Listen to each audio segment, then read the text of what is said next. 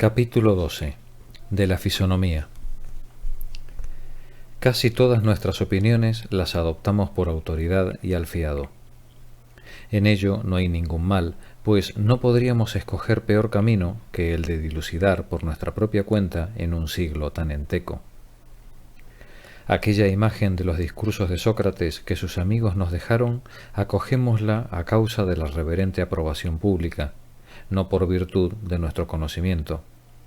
Las razones socráticas se apartan de nuestro uso. Si viniera hoy al mundo algo parecido, habría pocos hombres que lo apreciasen. Sólo advertimos las gracias del espíritu cuando son puntiagudas o están hinchadas o infladas de artificio. Las que corren bajo la ingenuidad o la sencillez escapan fácilmente a una vista grosera como la nuestra por poseer una belleza delicada y oculta. Precisa una mirada límpida y bien purgada para descubrir ese secreto resplandor. ¿No es la ingenuidad, a nuestro entender, hermana de la simpleza y cualidad censurable? Sócrates agita su alma con movimiento natural y común. Así se expresa un campesino, así habla una mujer. Jamás de su boca salen otros nombres que los de cocheros, carpinteros, remendones y albañiles. Todos sus símiles e inducciones sacados están de las más vulgares y conocidas acciones de los hombres. Todos le entienden. Bajo una forma vil nunca hubiéramos entresacado las noblezas y esplendor de sus admirables concepciones, nosotros que consideramos chabacanas y bajas todas aquellas que la doctrina no encarama, y que no advertimos la riqueza sino cuando la rodean la pompa y el aparato. A la ostentación sola está habituado nuestro mundo. De viento solo se inflan los hombres y a saltos se manejan como las pelotas de goma huecas. Sócrates no encaminó sus miras hacia las vanas fantasías. Su fin fue proveernos de preceptos y máximas que real y conjuntamente sirviesen para el gobierno de nuestra vida. Observar una regla de conducta, perseverar hacia un fin, seguir la naturaleza, así decía Lucano hablando de Catón. Fue también siempre uno e idéntico y se elevó no por arranques y arrebatos, sino por peculiar complexión al postrer extremo de fortaleza. O para hablar mejor, no se elevó nada, hizo más bien descender, conduciéndolas a su punto original y natural, las asperezas y dificultades, y las sometió a su vigor. Pues en Catón se ve bien a las claras una actitud rígida muy por cima de las ordinarias. En las valientes empresas de su vida y en su muerte vésele siempre montado en zancos. Sócrates toca la tierra y con paso común y blando trata los más útiles discursos, conduciéndose así en la hora de su fin como en las más espinosas dificultades que pueden imaginarse, con el andar propio de la vida humana. Acaeció, por fortuna, que el hombre más digno de ser conocido y de ser presentado al mundo como ejemplo es aquel de quien tengamos conocimiento más cierto. Su existencia fue aclarada por los hombres más clarividentes que jamás hayan sido, y los testimonios que de él llegaron a nosotros son admirables en fidelidad y en capacidad juntamente.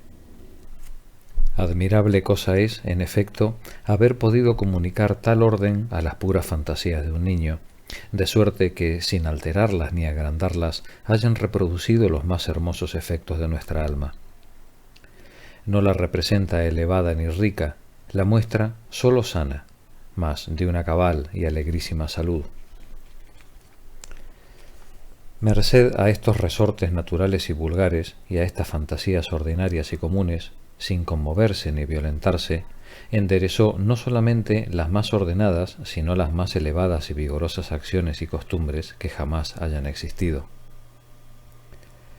Él es quien nos trajo del cielo, donde nada tenía que hacer la humana sabiduría, para devolvérsela al hombre, de quien constituye la tarea más justa y laboriosa. Vedle defenderse ante sus jueces, ved con qué razones despierta su vigor en los azares de la guerra, ¿Qué argumentos fortifican su paciencia contra la calumnia, la tiranía, la muerte y contra la mala cabeza de su mujer? Nada hay en todo ello a que artes y las ciencias contribuyeran. Los más sencillos reconocen allí sus fuerzas y sus medios. Imposible es marchar de un modo más humilde. Soberano favor prestó a la humana naturaleza, mostrándola cuanto puede por sí misma. Cada uno de nosotros es más rico de lo que piensa, pero se nos habitúa al préstamo y a la mendiguez. Se nos acostumbra a servirnos de lo ajeno más que de lo nuestro. En nada acierta el hombre a detenerse en el preciso punto de su necesidad. En goces, riqueza y poderío abraza más de lo que puede estrechar. Su avidez es incapaz de moderación. Yo creo que en la curiosidad que al saber nos impulsa ocurre lo propio. El hombre se prepara mucho mayor trabajo del que puede realizar y mucho más de lo que tiene que hacer, ampliando la utilidad del saber otro tanto que su materia. En todas las cosas, aun en las referentes a las letras, trabajamos inmoderadamente, decía Séneca. Tácito alaba con razón a la madre de Agrícola por haber reprimido en su hijo el demasiado ardoroso apetito de ciencia. Y bien mirado es un bien que, como todos los otros bienes de los hombres, encierra mucha vanidad y debilidad, propios y naturales, y además de caro coste. Su adquisición es mucho más arriesgada que la de otra comida u otra bebida, pues en todas las demás cosas lo que compramos llevámoslo a nuestra casa en alguna vasija y luego podemos examinar su valor, cuándo y a qué hora lo tomaremos. Mas las ciencias no podemos en los comienzos colocarlas en otro recipiente que en nuestra alma. Las absorbemos al comprarlas y salimos de la compra inficionados o enmendados. Las hay que no hacen sino empeorarnos y recargarnos en lugar de sustentarnos, y otras que, so pretexto de curarnos, nos envenenan. Pláceme el que algunos hombres por devoción hagan voto de ignorancia como de castidad, pobreza y penitencia, pues es también castrar desordenados apetitos, enervar el ansia que nos empuja al estudio de los libros y privar al alma de esta voluptuosa complacencia que nos cosquillea mediante la idea de la ciencia. Y es cumplir espléndidamente voto de pobreza el juntar a ella la del espíritu. Apenas si necesitamos una cantidad exigua de doctrina para vivir satisfechos. Sócrates nos enseña que reside en nosotros lo mismo que la manera de encontrarla y de ayudarse con ella. Toda la capacidad nuestra que va más allá de lo natural es o poco menos vana y superflua, y mucho hemos conseguido si no nos recarga y trastorna, más bien que nos sirve. Obra es de pocas letras el tener buen juicio, decía Séneca. Estos son excesos febriles de nuestro espíritu, instrumento travieso e inquieto. Recogeos y hallaréis en vosotros los argumentos verdaderos de la naturaleza contra la muerte, y los más propios a serviros en caso necesario. Estos son los que hacen morir a un campesino y a pueblos enteros con igual firmeza que un filósofo.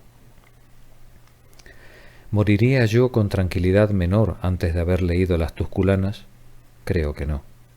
Y cuando me supongo en el caso, veo que mi lengua se enriqueció, pero mi vigor muy poco.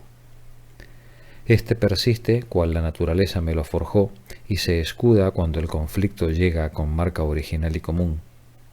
Los libros me sirvieron no tanto de instrucción como de ejercicio. ¿Y qué decir si la ciencia, intentando armarnos con defensas nuevas contra los inconvenientes naturales, imprimió más bien en nuestra fantasía su grandeza y su peso que no las razones y utilidades para resguardarnos? Son las suyas delicadezas con las cuales nos despierta frecuentemente con inutilidad cabal. Hasta los autores mismos, más sólidos y prudentes, ved cómo en derredor de un buen argumento van sembrando otros ligeros y examinados bien de cerca, sin cuerpo y vacíos de sentido. argucias verbales que nos engañan, mas en atención a que pueden útilmente emplearse, no los quiero desechar con todo rigor. En mi libro los hay de esta condición, y en lugares diversos, que penetraron en forma de imitación o préstamo. Así que ha de cuidarse de no nombrar fuerza lo que no es sino agradable, y sólido a lo que no es más que agudo, o bueno a lo que no es más que hermoso. Cosas que agradan más gustadas que bebidas, diría Cicerón. Todo lo que place no es provechoso. Como decía Séneca, cuando no se trata del ingenio, sino del alma. Viendo los esfuerzos que Séneca ejecuta para prepararse a la muerte, viéndole sudar de quebranto para enderezarse, asegurarse y debatirse tan dilatado tiempo en este suplicio, hubiera yo modificado la idea de su reputación si muriendo no lo hubiese valientemente mantenido. Su agitación tan ardorosa y frecuente muestra su estado impetuoso e hirviente. Un alma elevada se expresa con mayor calma y seguridad, pues el carácter del talento del hombre no es distinto de su alma, decía Séneca. A sus propias expensas precisa convencerle. Y da testimonio, en algún modo, de encontrarse oprimido por su adversario. La manera de Plutarco, como más desdeñosa y menos rígida, es a mi ver tanto más viril y persuasiva. Fácilmente creería yo que los movimientos de su alma eran más fijos y ordenados. El uno, más agudo, nos impresiona y lanza sobresaltados y se dirige más a nuestro espíritu. El otro, más sólido, nos forma, asienta y conforta constantemente, y toca más al entendimiento. Aquel arrebata nuestro juicio, éste le gana. Análogamente he visto otros escritos, todavía más reverenciados, que en la pintura del combate que sostienen contra los aguijones de la carne, representan estos tan hirvientes, tan poderosos y tan invencibles, que nosotros mismos, gentes de la hez popular, encontramos tanto que admirar en la singularidad y vigor desconocido de la tentación como en la resistencia de ella. ¿A qué fin vamos armándonos merced a estos esfuerzos de la ciencia? Miremos al suelo, a las pobres gentes que por él vemos esparcidas, con la cabeza inclinada por la labor, que desconocen a Aristóteles y a Catón, y que carecen de ejemplos y preceptos. De estos saca naturaleza todos los días efectos de firmeza y de paciencia más puros y más rígidos que los que tan curiosamente estudiamos en las escuelas filosóficas. ¿Cuántos de entre ellos veo yo diariamente que menosprecian la pobreza? ¿Cuántos que desean la muerte o que la soportan sin alarma ni aflicción? Ese que cava mi huerta enterró esta mañana a su padre o a su hijo. Los nombres mismos con que designan las enfermedades dulcifican y ablandan la rudeza de las mismas. La tisis es para ellos la tos, la disentería desviación de estómago, la pleuresía es un resfriado, y conforme las nombran dulcemente, así también las soportan. Preciso es que sean bien dolorosas para que interrumpan su trabajo ordinario. No guardan el lecho, sino para morir. Aquella resuelta y clara virtud fue convertida en ciencia oscura y complicada, nos decía Séneca. Escribía yo esto hacia la época en que una recia carga de nuestros trastornos se desencadenó con todo su peso derecha sobre mí, teniendo de una parte los enemigos a mis puertas y de otra los partidarios, enemigos peores aún. No con armas, sino con vicios se combate, y experimentaba toda suerte de injurias militares a la vez. El enemigo es temible por una y otra parte, uno y otro lado amenazan con un mal cercano, decía Ovidio. Guerra monstruosa. Las otras ocasionan lejos sus efectos. Esta contra sí misma se roe y despedaza mediante su propio veneno. Es de tal naturaleza tan maligna y ruinosa que se destruye a sí misma juntamente con todo lo demás y de rabia se desgarra y despedaza. Con mayor frecuencia la vemos disolverse por sí misma que por carencia de alguna cosa necesaria o por la fuerza enemiga.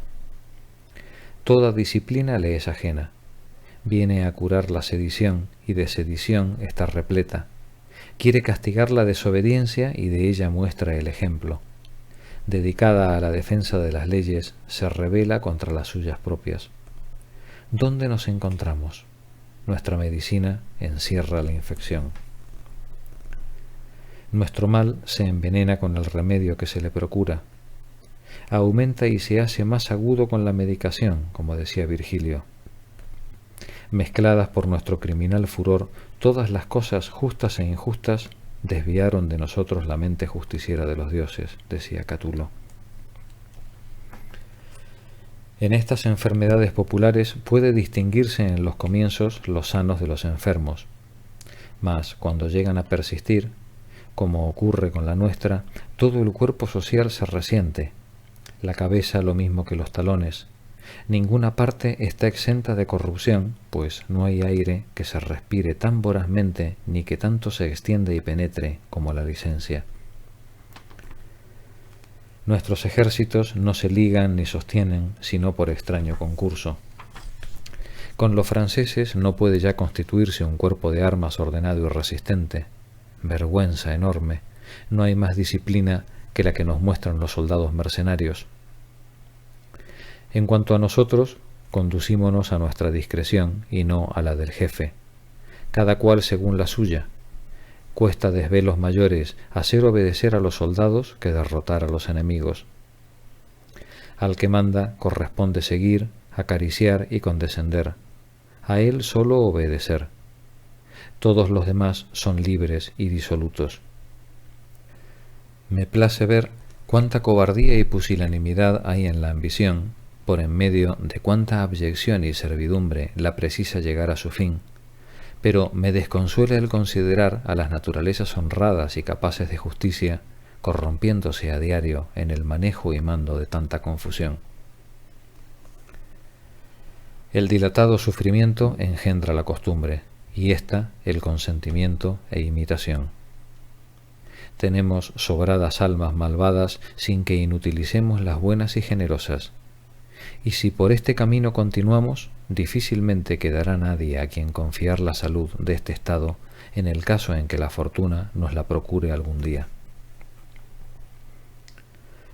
No impidáis ahora que este joven ponga orden en esta honda perturbación que por doquier reina, nos decía Virgilio. ¿Qué se hizo de aquel antiguo precepto según el cual los soldados más han de temer a su jefe que al enemigo?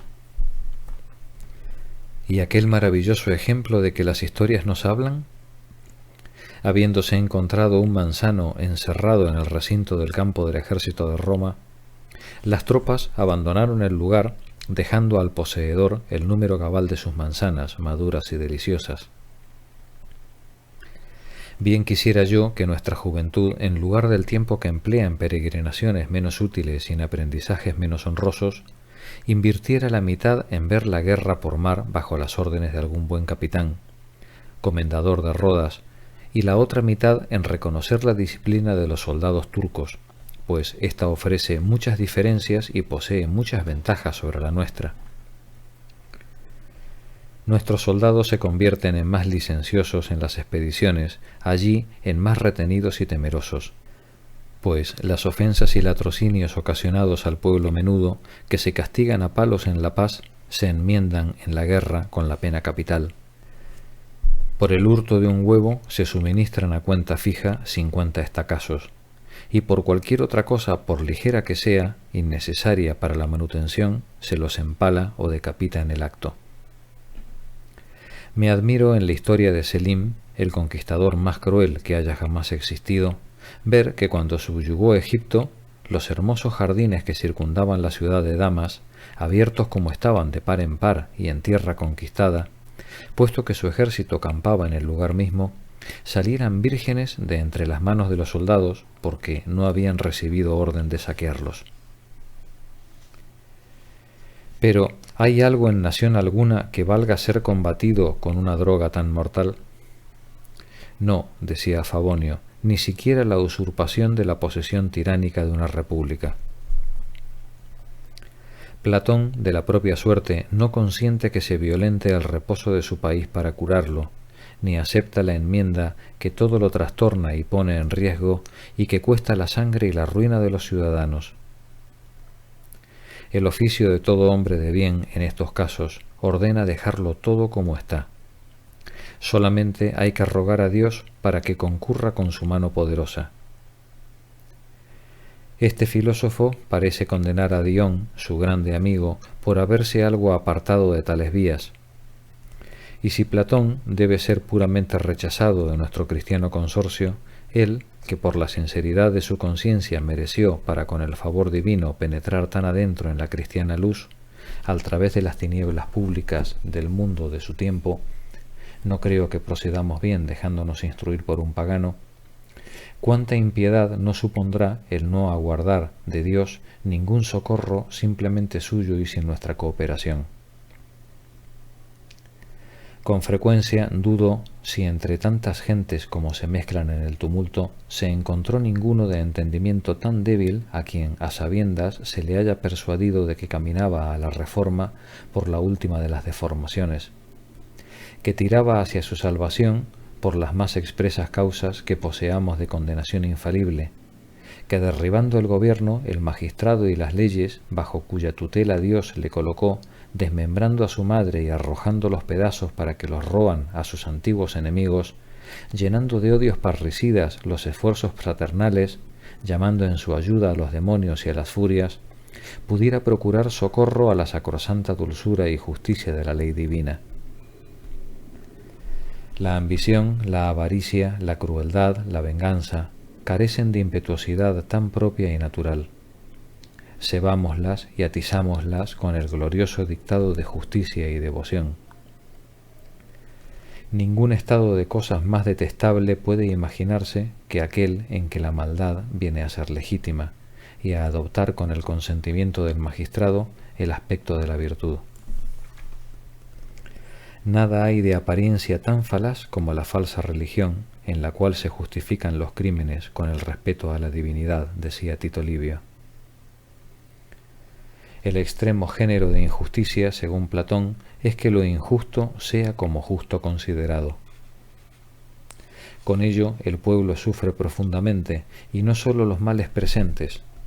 Hasta tal punto reina el trastorno en todos nuestros campos, diría Virgilio, sino también los venideros. Los vivos con ellos padecieron, y también los que aún no eran nacido. Se les saqueó, y a mí por consiguiente hasta la esperanza, arrebatándole cuanto poseía para aprestarse a la vida por dilatados años. Aniquilan lo que consigo no pueden conducir, y la turba criminal incendia hasta las cabañas más humildes, decía Ovidio. Dentro de los muros no hay ninguna seguridad, y en los campos las gentes perecen de hambre. Claudiano. A más de esta sacudida, estos desastres ocasionaron en mí otros. Corrí los peligros que la moderación acarrea en enfermedades tales. Fui despojado por todas las manos. Para el gibelino yo era un güelfo, y para el güelfo gibelino. Alguno de entre nuestros poetas explica bien este fenómeno, pero no recuerdo dónde. La situación de mi casa y el contacto con los hombres de mi vecindad mostrábanme de un partido, mi vida y mis acciones de otro.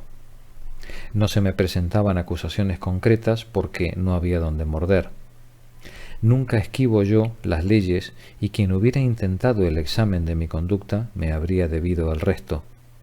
Todo eran sospechas mudas que corrían bajo cuerda, a las cuales nunca falta apariencia en medio de un tan confuso baturrillo. Como tampoco se echan de menos espíritus ineptos o envidiosos. Ordinariamente ayudo yo a las presunciones injuriosas que la fortuna siembra contra mí por la costumbre que de antiguo practico siempre de huir el justificarme, excusarme o explicar mis actos. Considerando que es comprometer mi conciencia defenderla, la claridad o lucidez se dificultan con la disputa, ya nos decía Cicerón, y cual si todos vieran en mí tan claro como yo veo, en lugar de lanzarme fuera de la acusación, me meto dentro, haciéndola más subir de punto por una acusación irónica y burlona, si no callo redondamente como de cosa indigna de respuesta. Mas los que interpretan mi conducta considerándola como sobrado o altiva, apenas me quieren menos mal que los que la toman por debilidad de una causa indefendible. Principalmente los grandes, para quienes la falta de sumisión figura entre las más extremas, opuestos a toda justicia conocida, que se sienta no sometida, humilde y suplicante. Frecuentemente choqué con este pilar. De tal suerte procedí, como digo, que, por lo que entonces me aconteció, cualquier ambicioso se hubiera ahorcado, y lo mismo cualquier avaricioso. Yo no me cuido para nada de adquirir. Tenga yo lo que tengo ahora, o menos aún, y viva para mí lo que me resta de vida si los dioses quieren otorgármelo, decía Horacio.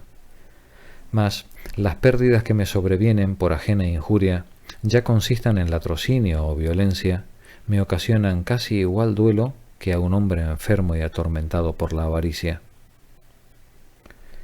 La ofensa sin ponderación es más amarga que la pérdida.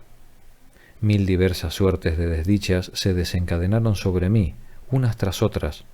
Yo las hubiera más gallardamente soportado en Torbellino. Y pensé ya de entre mis amigos a quien encomendaría una vejez indigente y caída. Después de haber paseado mis ojos por todas partes, me encontré en camisa. Para dejarse caer a plomo y de tan alto, preciso es que sea entre los brazos de una afección sólida, vigorosa, con recursos de fortuna, y así son raras si es que las hay. En fin, conocí que lo más seguro era fiar a mí mismo de mí y de mi necesidad, y si me sucedía caer fríamente en la gracia de la fortuna, recomendarme más fuertemente a la mía, sujetarme y mirar más de cerca a mí propio.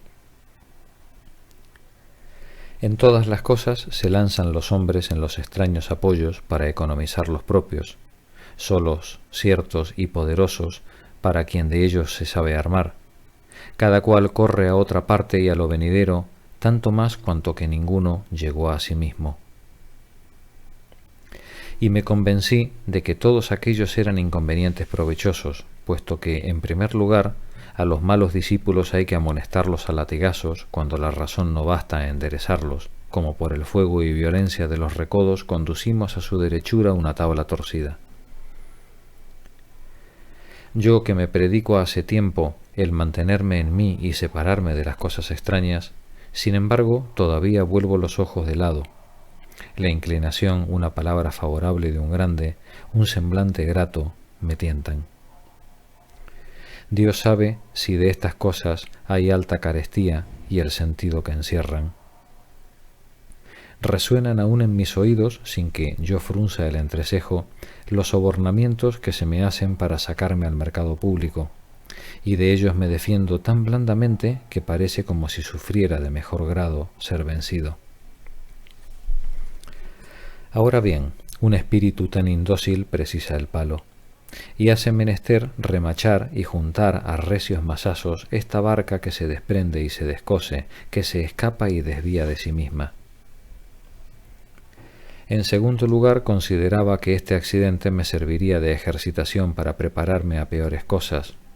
Si yo, que por el beneficio de la fortuna y por la condición de mis costumbres, aguardaba ser de los últimos, llegaba a ser de los primeros, atrapado por esta tormenta, instruyéndome temprano a moderar mi vida y a ordenarla para un nuevo estado.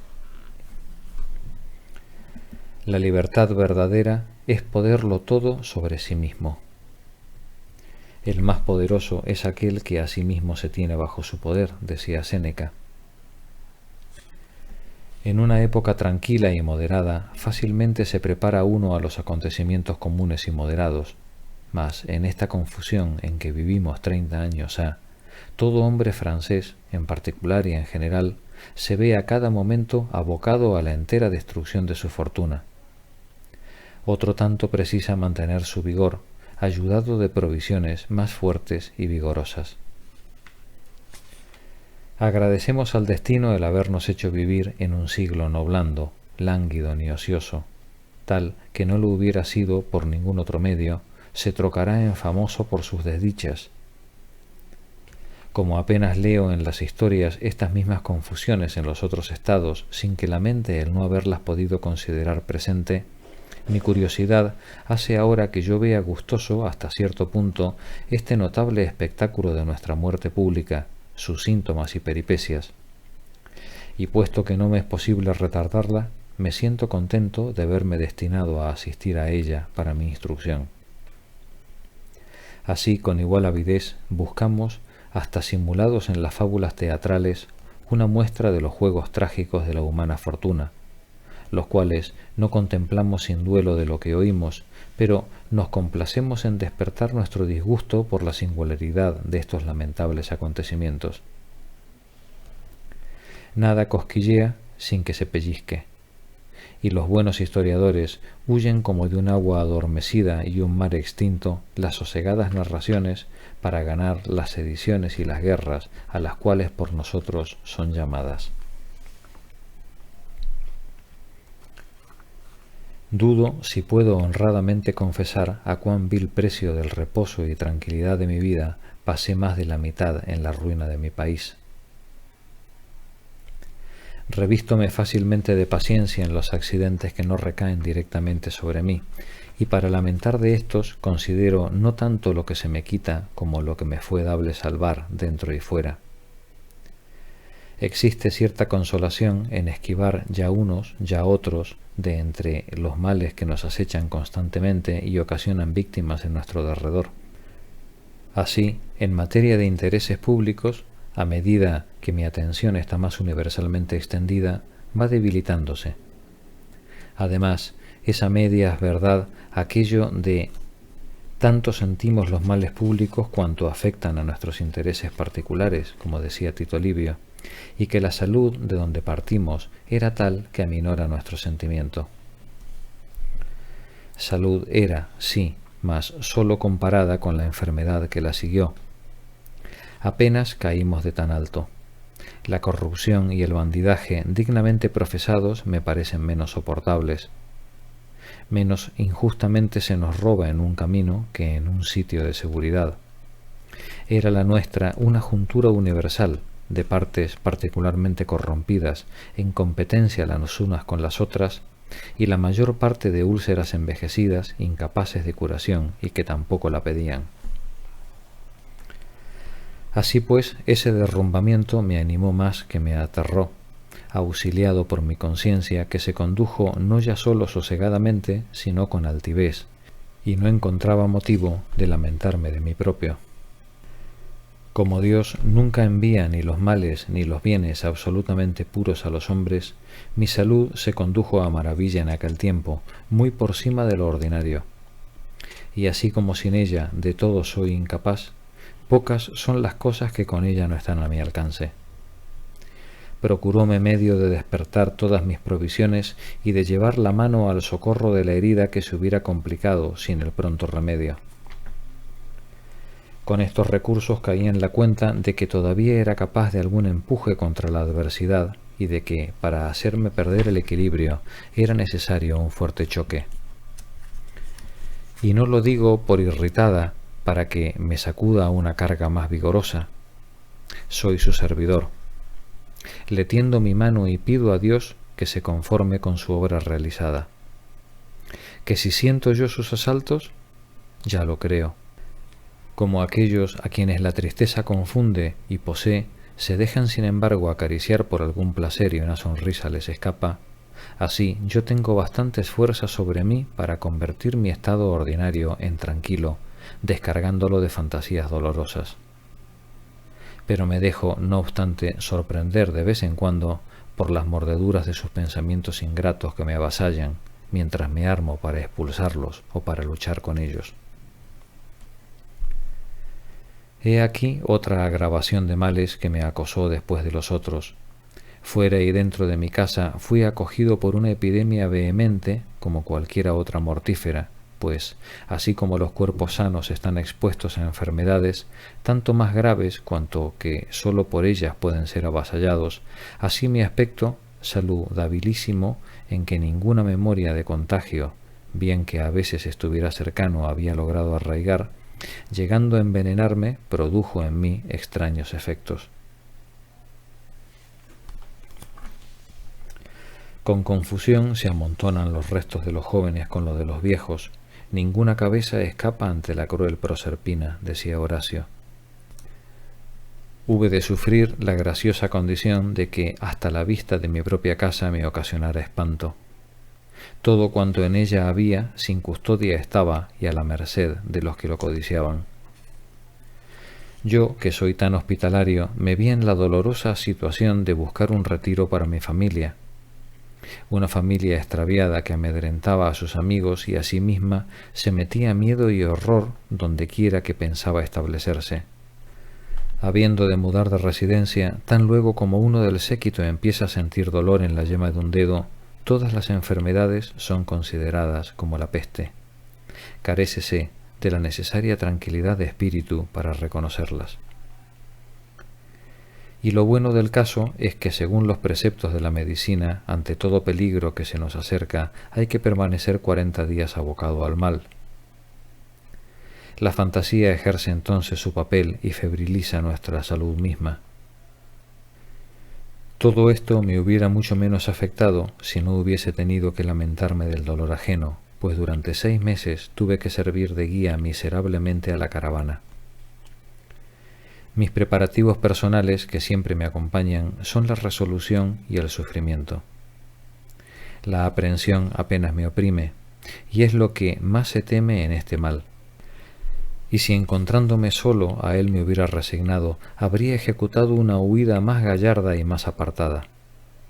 Muerte es esta que no me parece de las peores, comúnmente corta, de atolondramiento, exenta de dolor, por la condición pública consolada, sin ceremonias, duelos ni tumultos.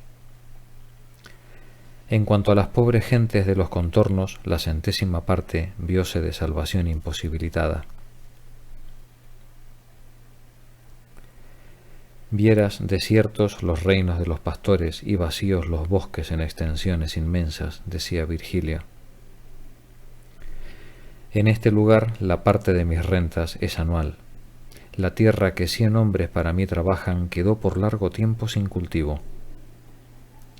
¿Qué ejemplos de resolución no vimos por entonces en la sencillez de todo aquel pueblo?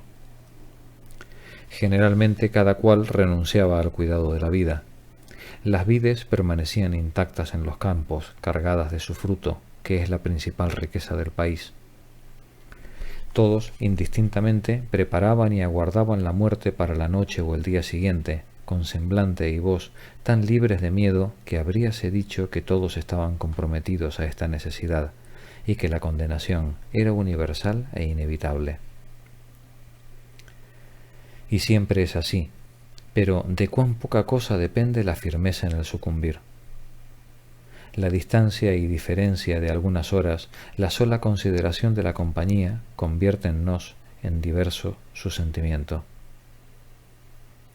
Ved aquí unos cuantos, porque sucumben en el mismo mes niños, jóvenes y viejos, nada ya acierta a transirlos, las lágrimas se agotaron en sus ojos. Algunos vi que temían quedarse atrás, como en una soledad horrible. Solo por las sepulturas se inquietaban porque les contrariaba el ver los cuerpos en medio de los campos, a merced de las bestias que incontinenti los poblaron. Cuán las fantasías humanas son encontradas. Los neoritas, pueblo que Alejandro subyugó, arrojaban los cadáveres en lo más intrincado de sus bosques para que fueran devorados. Era el solo sepulcro que entre ellos fuera dignamente considerado. Tal individuo, encontrándose sano, cavaba ya su huesa. Otros se tendían en ella, vivos aún, y uno de mis jornaleros, con sus manos y sus pies, acercó así la tierra en la agonía. ¿No era esto abrigarse para dormir más a gusto, con arrojo en actitud parecido al de los soldados romanos a quienes se encontró después de la jornada de canas con la cabeza metida en agujeros que ellos mismos habían hecho y colmado con sus manos para ahogarse?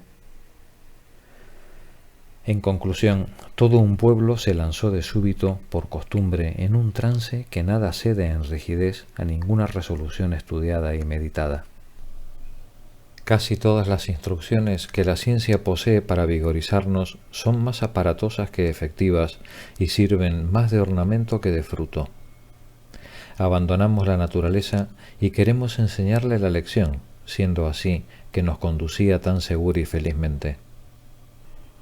Y sin embargo, las huellas de su instrucción y lo escaso que merced a la ignorancia queda de su imagen sellado en la vida de esa turba rústica de hombres toscos, la ciencia misma se ve obligada todos los días a pedírselo prestado para con ello fabricar un patrón al uso de sus discípulos de constancia, tranquilidad e inocencia.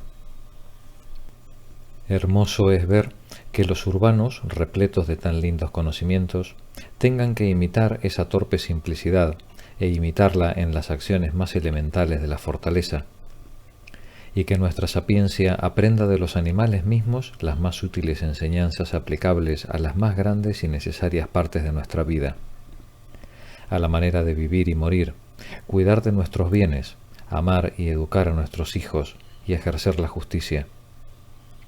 Singular testimonio de la enfermedad humana, y que esta razón que se maneja a nuestro albedrío, encontrando siempre alguna diversidad y novedad, no deje en nosotros rasgo visible de la naturaleza. De ella hicieron los hombres como los perfumistas del aceite, sofisticáronla con tantas argumentaciones y discursos traídos de fuera, que se trocó en variable y particular a cada cual, y perdió su carácter propio, constante y universal, precisándose así buscar el testimonio de los brutos no sujeto a favor ni a corrupción, ni tampoco a diversidad de opiniones, pues es bien cierto que ellos mismos no siguen invariablemente la senda de la naturaleza, pero la parte donde se desvían es tan pequeña que siempre advertiréis la traza, de la propia suerte que los caballos que se conducen a la mano, si bien pegan botes y van de aquí para allí, siempre se mantienen sujetos por la brida y siguen constantemente el paso de quien los guía, y como el halcón toma vuelo, pero sujeto por su fiador.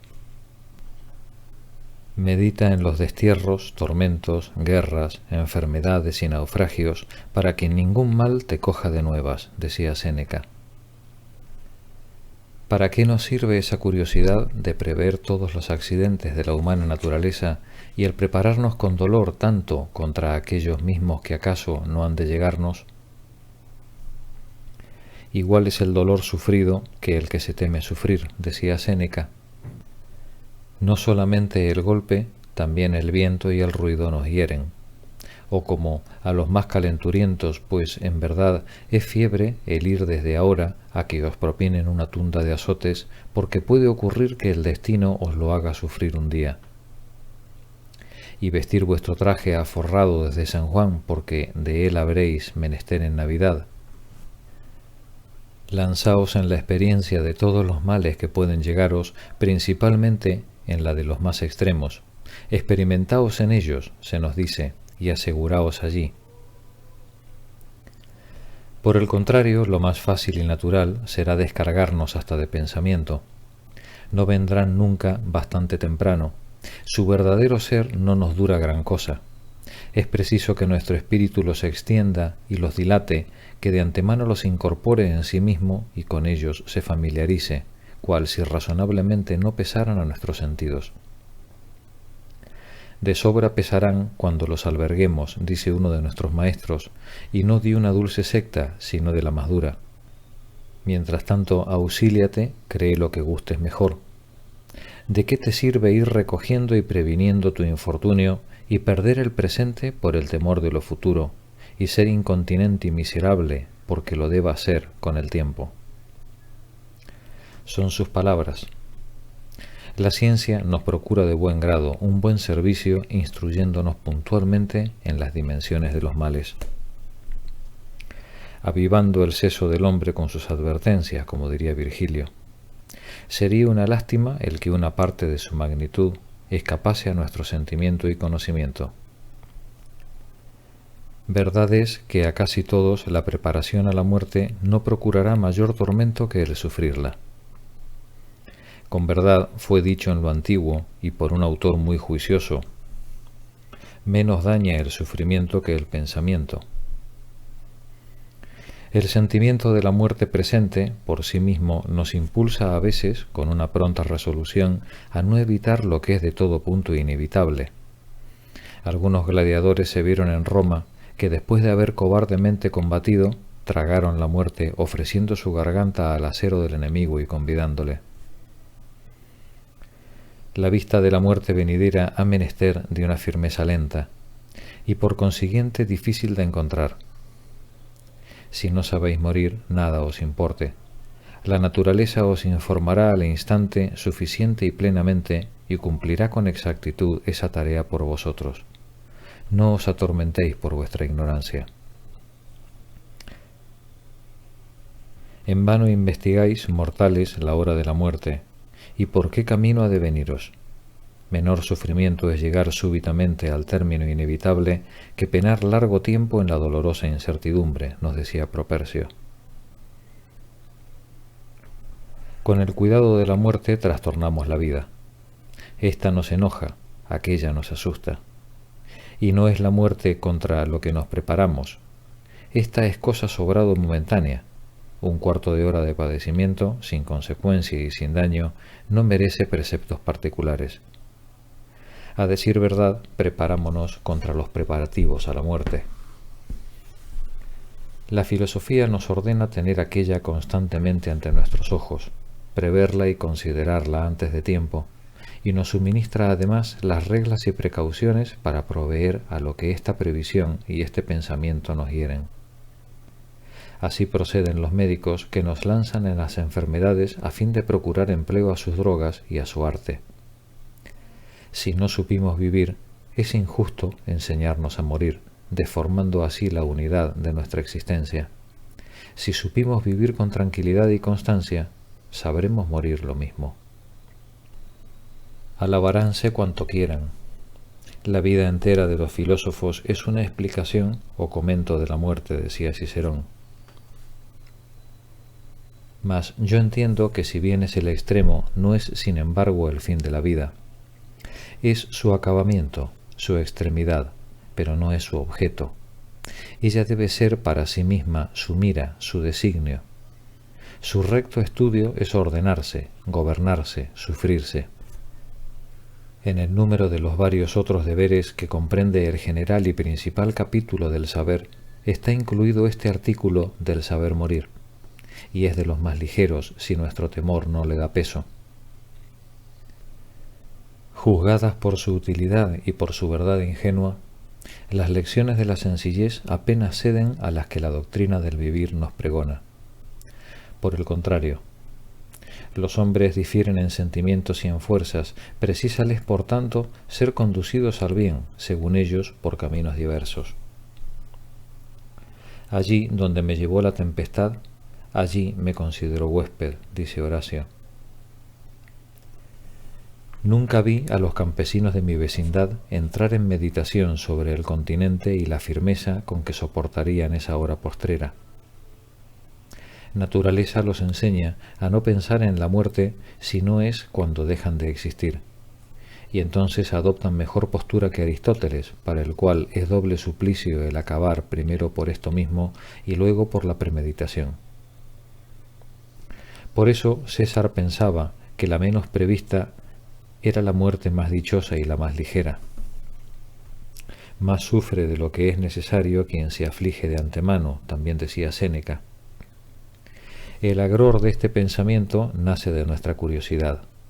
Así nos embarazamos siempre queriendo adelantar y regentar las cosas naturales. Solo a los doctores incumbe el comer de mala gana hallándose sanos y el hacer pucheritos ante la imagen de la muerte. El común de las gentes no tiene necesidad de remedio ni de consuelo, sino cuando llegan el choque y el golpe, y lo consideran únicamente cuando lo sufren. ¿No es esto palmaria prueba de lo que decimos? O sea que la estupidez y falta de aprehensión del vulgo procúranle la paciencia para los males presentes y la despreocupación intensa de los siniestros accidentes venideros. ¿Que su alma, por ser más crasa y obtusa, es menos penetrable y agitable? Dios nos valga. Si es así, en efecto, pongamos desde ahora escuela de torpeza. es el extremo fruto que las ciencias nos prometen, al cual aquella tan dulcemente conduce a sus discípulos. No nos faltan regentes eximios, intérpretes de la natural sencillez.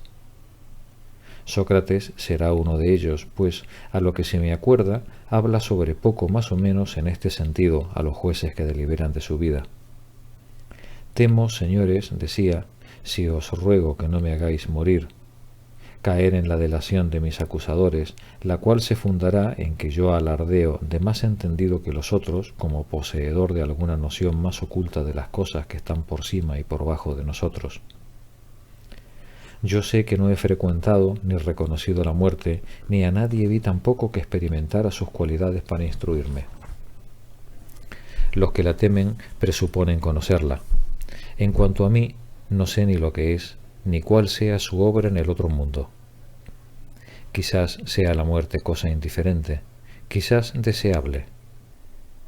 Hay motivo para creer, sin embargo, en el caso de que sea una transmigración de un lugar a otro, que se encuentra mejora yendo a vivir con tan grandes personajes muertos y hallándose libre de tener que ver con jueces injustos y corrompidos. Si es un aniquilamiento de nuestro ser, todavía es mejor el entrar en una noche dilatada y apacible. Nada sentimos tan dulce en la vida como un reposo y un sueño tranquilos y profundos, sin soñaciones.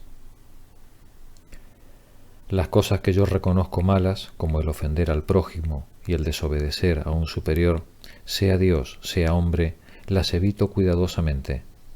Aquellas que desconozco, si son buenas o malas, no me sería dable temerlas. Si yo muero y os dejo en vida, sólo los dioses verán quién de entre vosotros y yo andará mejor. De modo que por lo que a mí toca ordenaréis lo que os plazca. Mas, conforme a mi manera de aconsejar las cosas justas y útiles, hago bien al insinuar que en provecho de vuestra conciencia procederéis mejor concediéndome la libertad, si no veis con mayor claridad que yo en mi causa.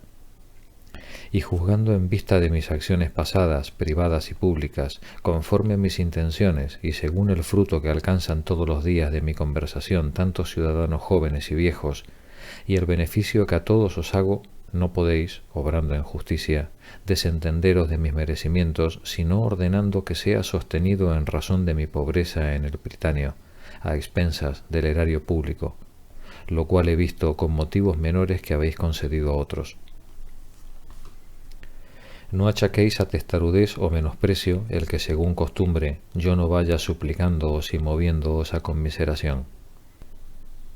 No habiendo sido engendrado, como dice Homero, de madera ni de piedra, como tampoco lo fueron los demás, tengo amigos y parientes capaces de presentarse llorosos y de duelo llenos, y 3 hijos desolados con que despertar vuestra piedad. Pero avergonzaría a nuestra ciudad, a mis años, y a la reputación de prudente que alcanzara, echando mano de tan cobardes arbitrios. ¿Qué se diría de los demás atenienses? Yo aconsejé siempre a los que hablar me oyeron que no rescataran su vida con ninguna acción deshonrosa. Y en las guerras de mi país, en Anipolis, Potidea, Delia y en otros tantos lugares donde me hallé, acredité con los hechos cuán lejos estuve de amparar mi seguridad con mi vergüenza. Mayormente me alejaría de torcer vuestro deber, ni de convidaros a la comisión de feas acciones, pues no corresponde a mis súplicas el persuadiros, sino a las razones puras y sólidas de la justicia. Así habéis jurado manteneros ante los dioses. Diríase que yo sospechaba de vosotros que no los hubiera, y que por ellos os recriminara. Yo mismo testimoniaría contra mí no creer en ellos como debo, desconfiando de su conducta y no poniendo puramente en sus manos mi proceso. En absoluto confío, y tengo por seguro que obrarán en esto conforme sea más conveniente a vosotros y a mí.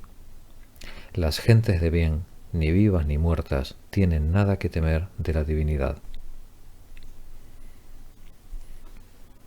¿No es esta una defensa infantil de una elevación inimaginable, verdadera, franca y justa, por cima de todo encomio y empleada en duro trance? En verdad, fue razón que la prefiriese a la que aquel gran orador Lisias había escrito para él, excelentemente modelada al estilo judicial, pero indigna de un criminal tan noble. ¿Cómo era posible que de la boca de Sócrates hubieran surgido palabras suplicantes? ¿Aquella virtud soberbia había de rebajarse en lo más recio de su expansión? Su naturaleza rica y poderosa hubiera podido encomendar al arte su defensa y en la más suprema experiencia renunciado a la verdad y a la ingenuidad, ornamentos de su hablar, para engalanarse con el artificio de las figuras simuladas de una oración aprendida.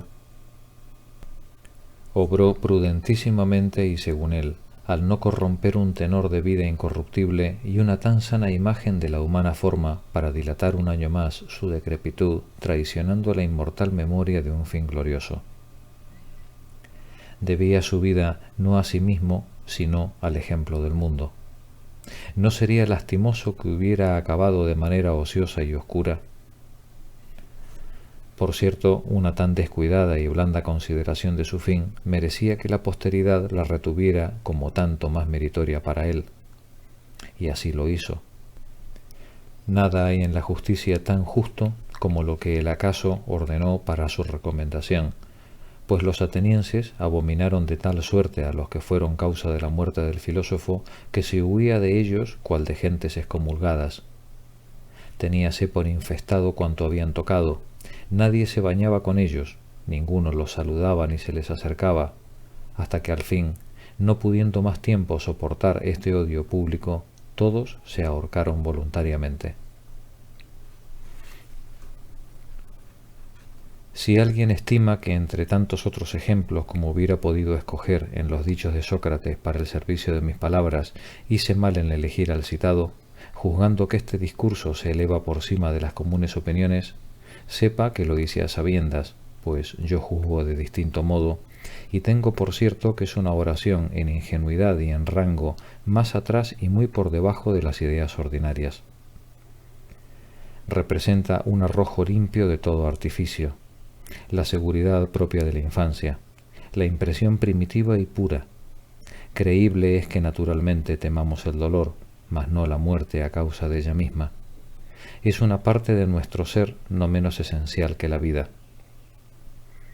¿A qué fin naturaleza había de engendrar en nosotros el odio y el horror del sucumbir, puesto que nuestra desaparición la es de utilidad grandísima para alimentar la sucesión y vicisitud de sus obras, y puesto que en esta República Universal sirve la muerte más de nacimiento y propagación que de pérdida y de ruina? Así todas las cosas se renuevan, decía Lucrecio. El acabamiento de una vida es el tránsito de 1000 otras existencias, nos decía Ovidio. Naturaleza imprimió en los brutos el cuidado de ellos y el de su conservación. Llegan a temer su empeoramiento, el tropezar, el herirse, el ser atados y sujetos, que nosotros los encabestramos e inoculamos, accidentes sujetos a sus instintos y sentidos. Pero que los matemos no pueden temerlo, ni tampoco poseen la facultad de representarse la muerte, de tal modo que, al decir de algunos, se les ve no sólo sufrirla alegremente, casi todos los caballos relinchan al morir, los cisnes cantan, sino además buscarla cuando la apetecen, como acreditan muchos ejemplos entre los elefantes. A más de lo dicho, la manera de argumentar que en este caso Sócrates emplea ¿no es igualmente admirable en sencillez y en vehemencia? En verdad es mucho más fácil el hablar como Aristóteles y el vivir como César, que no el vivir y el hablar como Sócrates. Aquí tiene su asiento el último grado de perfección y dificultad. El arte no puede alcanzarlo. Ahora bien, nuestras facultades no están así enderezadas. Nosotros no las experimentamos ni las conocemos. Nos investimos con las ajenas y dejamos reposar las nuestras. Lo propio que alguien podría decir de mí, que amontoné aquí una profusión de extrañas flores, no proveyendo de mi caudal, sino el hilo que la sujeta. Y en efecto, ya concedí a la opinión pública que estos adornos prestados me acompañan, mas entiendo que ni me cubren ni me tapan. Muestran lo contrario de mi designio, que no quiere enseñar sino lo propio, lo que por naturaleza me pertenece. de seguir mi primera voluntad en toda ocasión, habría hablado solo, pura y llanamente.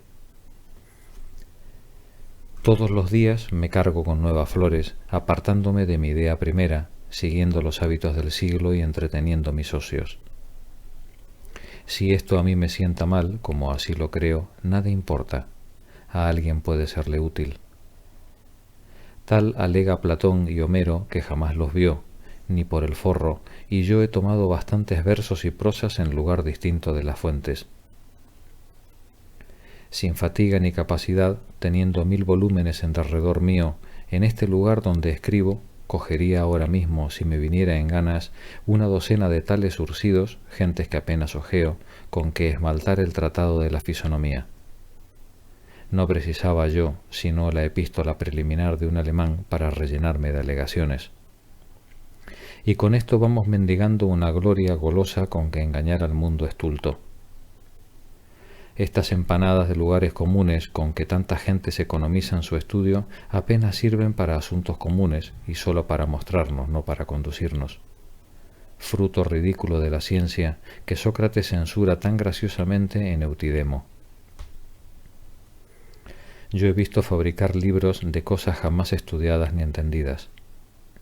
El autor encomienda a varios de sus amigos eruditos el rebusco de esta o la otra materia para edificarlo y se contenta por su parte con haber concebido el designio y ligado con su industria el haz de provisiones desconocidas.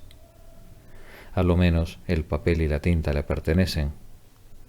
Esto se llama en conciencia comprar o pedir prestado un volumen, no hacerlo.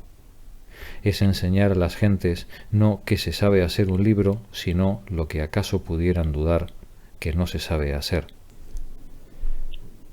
Un presidente se alababa, yo le oí, de haber amontonado 200 y tantos lugares extraños en una de sus sentencias presidenciales. Predicándolo, borraba la gloria que se le tributaba. Pusilánime y absurda vanidad, a mi ver, tratándose de un tal asunto y de una tal persona. Yo hago todo lo contrario, y entre tantas cosas prestadas, es muy de mi gusto poder disfrazar alguna, deformándola, para convertirla a un servicio nuevo. Exponiéndome a que decirse pueda que fue por ininteligencia de su natural sentido, la imprimo a alguno particular, modelado con mi mano, a fin de que sea menos puramente extraño. Aquellos hacen ostentación de sus latrocinios, por eso les son perdonables más que a mí. Nosotros, hijos de la naturaleza, estimamos que haya incomparable preferencia entre el honor de la invención y el de la alegación. Si de científico hubiera yo querido echármelas, habría hablado más temprano.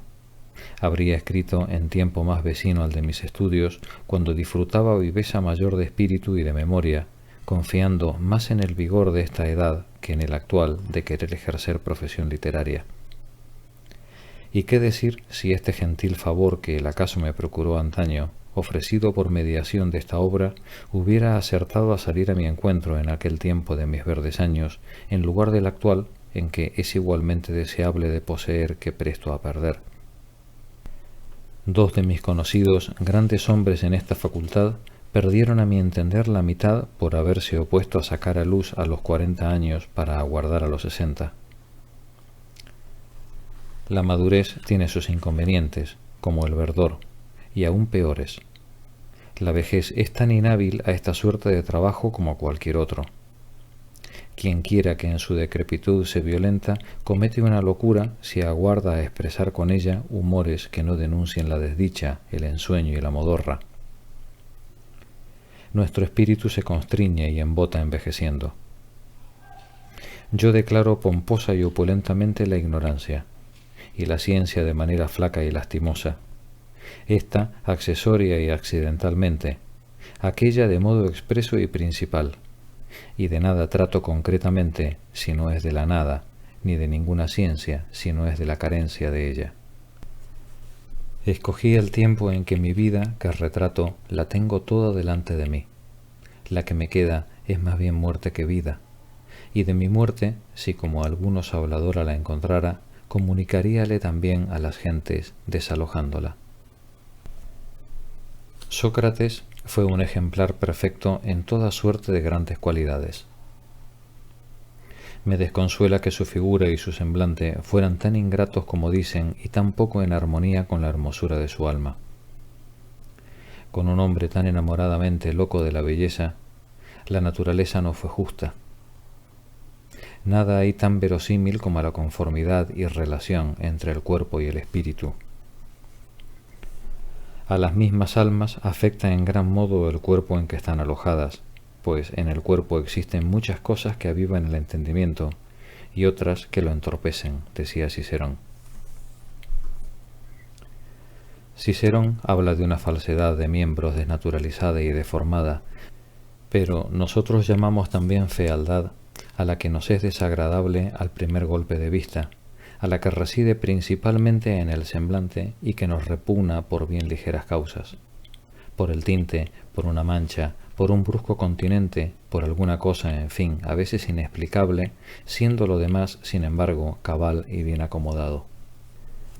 La fealdad que revestía en Esteban de la Botilla un alma hermosa era de esta naturaleza. Esta fealdad superficial, que es, no obstante, la más imperiosa, ocasiona menos perjuicio al estado del espíritu y su certeza no es grande en la opinión de los hombres.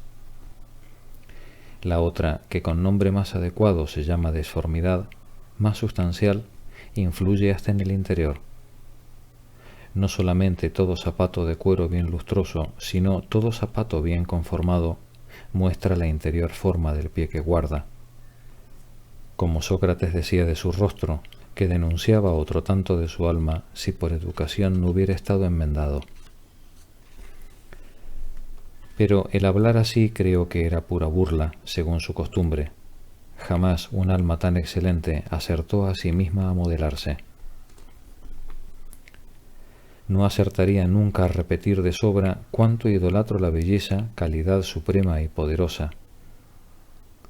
Sócrates la llamaba breve tiranía y Platón privilegio de naturaleza. Nada hay en la vida que en predicamento lo sobrepuje. En el comercio de los hombres ocupa el primer rango. Muéstrase antes que todo, seduce y preocupa nuestro juicio con poderoso imperio e impresión maravillosa. Freiné perdía su proceso, que estaba en manos de un abogado excelente, si abriendo su túnica no hubiera corrompido a sus jueces con el resplandor de su hermosura. Y yo creo que Ciro, Alejandro y César, aquellos tres soberanos del mundo, no la echaron en olvido en sus grandes empresas, como tampoco el primer Escipión. Una misma palabra abraza en griego lo bello y lo bueno, y el Espíritu Santo llama a veces buenos a los que quiere nombrar hermosos. Yo colocaría de buen grado el rango de los bienes conforme el cantar, que Platón dice haber oído al pueblo tomado de algún antiguo poeta: la salud, la hermosura y la riqueza. Aristóteles escribe que a los buenos pertenece el derecho de mandar, y que cuando hay alguno cuya belleza toca en los confines de lo celeste, la veneración le es en igual grado de vida. A quien le interrogaba por qué se frecuentaba más y más dilatadamente a los hermosos, esa pregunta, decía, no debe hacerla sino un ciego. La mayor parte de los filósofos y los grandes pagaron su aprendizaje y adquirieron la sabiduría por mediación y favor de su belleza. No solo en las gentes que me sirven, sino en los animales también, la considero a 2 dedos de la bondad. Paréceme, sin embargo, que ese sello y conformidad del semblante y esos lineamientos por los cuales se argumentan algunas internas complexiones, como también nuestra fortuna venidera, es cosa que no se aviene muy directa y naturalmente con el capítulo de la belleza o la fealdad, como tampoco todo buen olor y tranquilidad de aspecto prometen la salud, ni toda pesantez y pestilencia la infección en tiempo de epidemias. Los que acusan a las damas de contradecir con sus costumbres su belleza no siempre están en lo cierto, pues en una faz cuyo conjunto no inspira cabal confianza puede haber algún rasgo de probidad y crédito.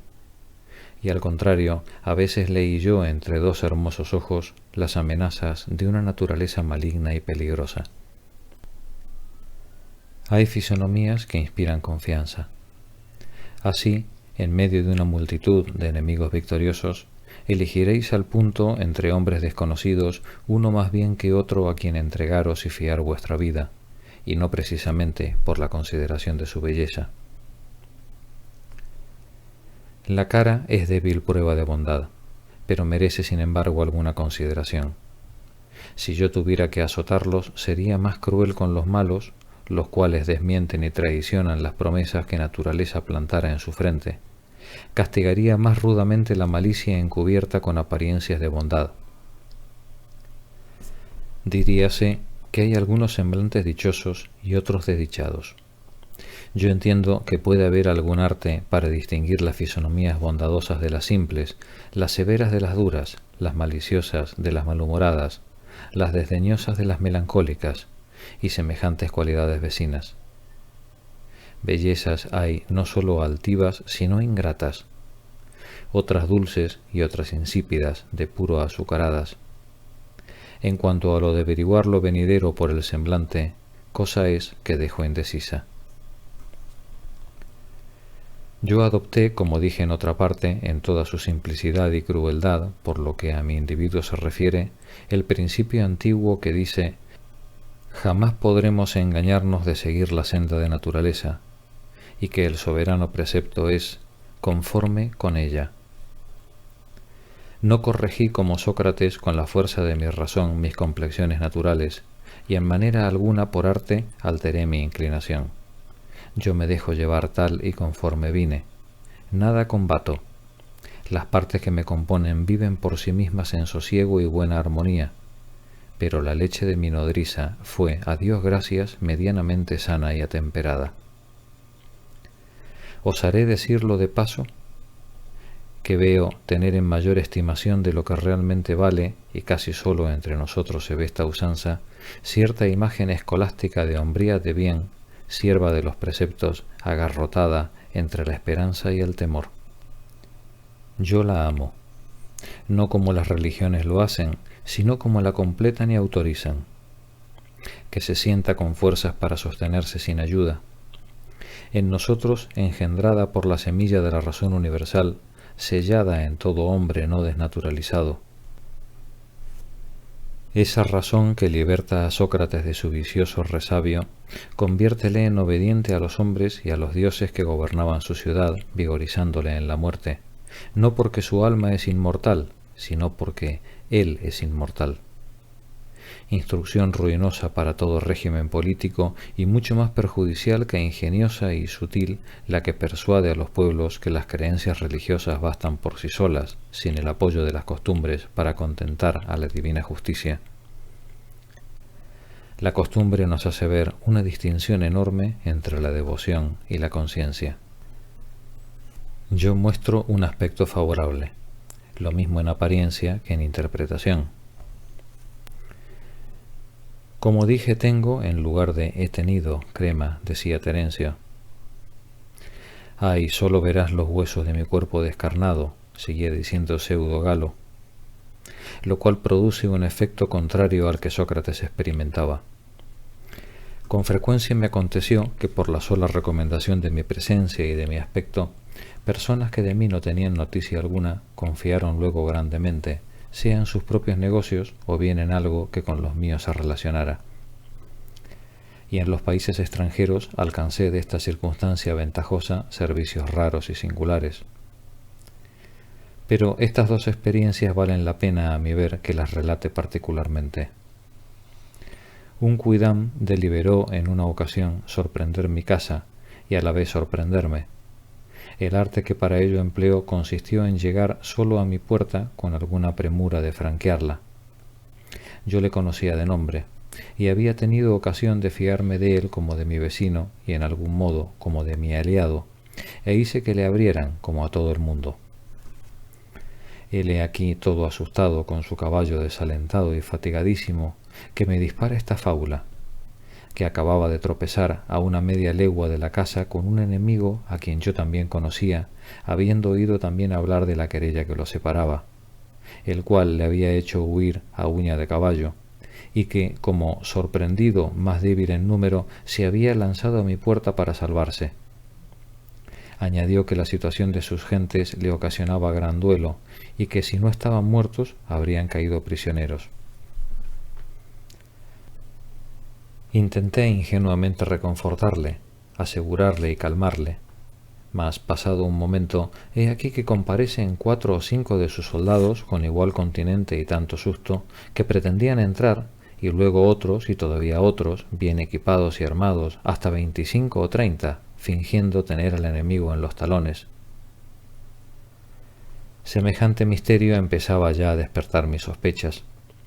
Yo no ignoraba el siglo en que vivía y cuánto mi casa podía ser codiciada. Muchos ejemplos podía recordar, además de otras personas de mi conocimiento a quienes desventura semejante había sucedido.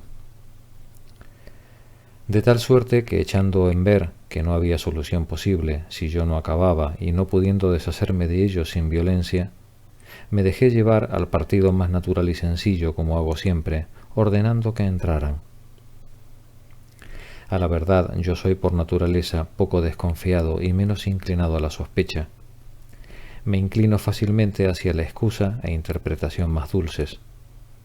Juzgo de los hombres según el común orden y no creo en esas propensiones perversas y desnaturalizadas si a ello no me veo forzado por un flagrante ejemplo, como tampoco creo en los monstruos y prodigios.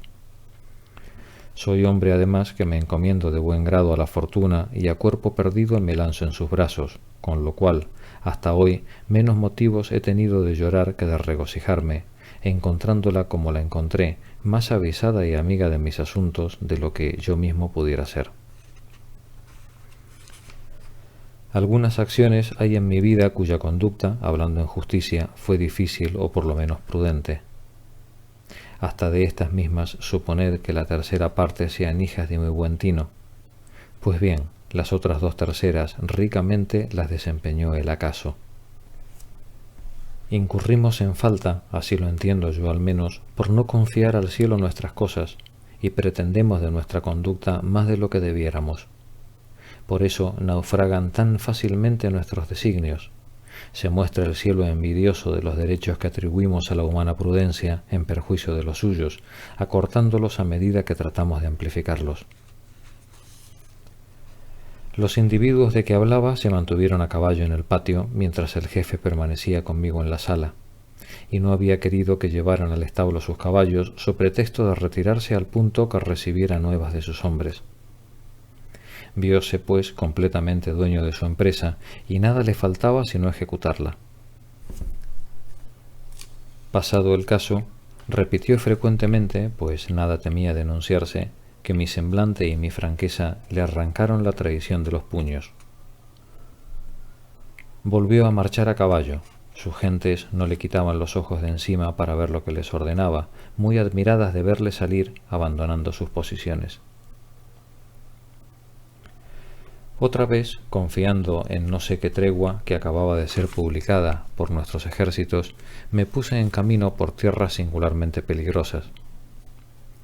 Apenas hube comenzado a caminar cuando me veo que 3 o 4 cabalgatas que de lugares diversos salían en mi seguimiento, una de ellas me dio alcance a la tercera jornada y fui acometido por 15 o 20 gentiles hombres enmascarados, seguidos de una bandada de mercenarios.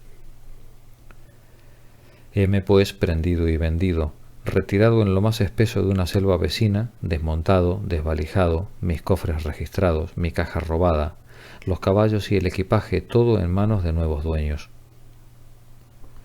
Largo tiempo permanecimos cuestionando en ese matorral sobre las condiciones de mi rescate, el cual tasaban tan alto que bien parecía que yo les era completamente desconocido. Luego se pusieron a disponer de mi vida, y en verdad que había muchas circunstancias amenazadoras de peligro en la situación en que me hallaba. Ahora es cuando hay que tener ánimo, Eneas, ahora firmeza de corazón, decía Virgilio.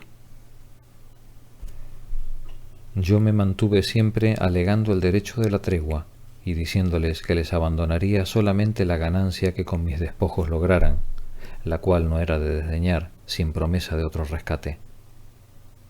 Al cabo de 2 o 3 horas que allí permanecimos y luego de haberme hecho montar en un caballo que no había de tomar el trote, encomendado mi conducción particular a 20 arcabuceros y distribuido mis gentes entre otros soldados, ordenaron que nos llevaran presos por caminos diferentes. Yo me encontraba a 2 o 3 arcabuzazos de allí, ya invocado el favor de Pólux e implorado el de Castor, diría Catulo, cuando he aquí que una repentina e inopinada mutación los asalta. Vi venir hacia mí al jefe profiriendo dulces palabras, tomándose la pena de buscar en mi compañía mis vestidos y objetos extraviados, haciendo que se me devolvieran según iban hallándose hasta mi propia caja. El mejor presente que me hiciera fue, en fin, el de mi libertad. Todo lo demás poco me importaba en aquellos días. La verdadera causa de un cambio tan nuevo y de una mutación sin ninguna causa aparente y de un arrepentir tan milagroso en un tal tiempo, en una empresa de antemano pensada y deliberada y que hasta llegó a ser justa por los usos mismos de la guerra, pues desde luego confesé abiertamente el partido a que pertenecía y la dirección que llevaba, por mucho que me devané la cabeza no acerté a adivinarla. El más visible que se desenmascaró y que me declaró su nombre insistió varias veces en que yo debía mi libertad a mi semblante, a la franqueza y firmeza de mis palabras, las cuales me hacían indigno de semejante desventura, y me pidió igual proceder si semejante ocasión en que yo interviniera se le presentaba. Posible es que la bondad divina se quisiera servir de este vano instrumento en pro de mi conservación. Defendióme aún al día siguiente contra otras peores emboscadas de las cuales estos mismos individuos me advirtieron. El último de ellos vive todavía y puede referir la historia. El primero fue muerto no ha mucho.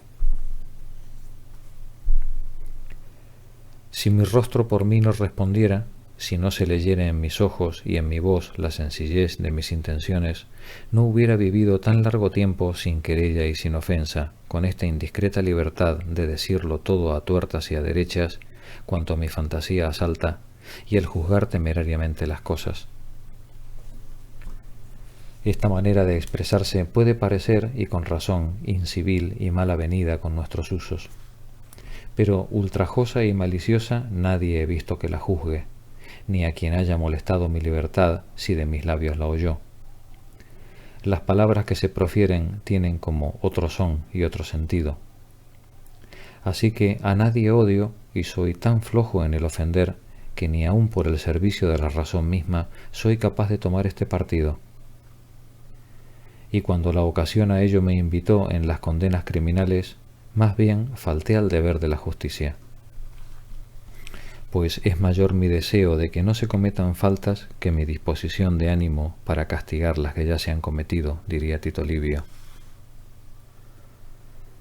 Cuéntase que censuraban a Aristóteles por haber sido sobrado misericordioso para con un hombre perverso.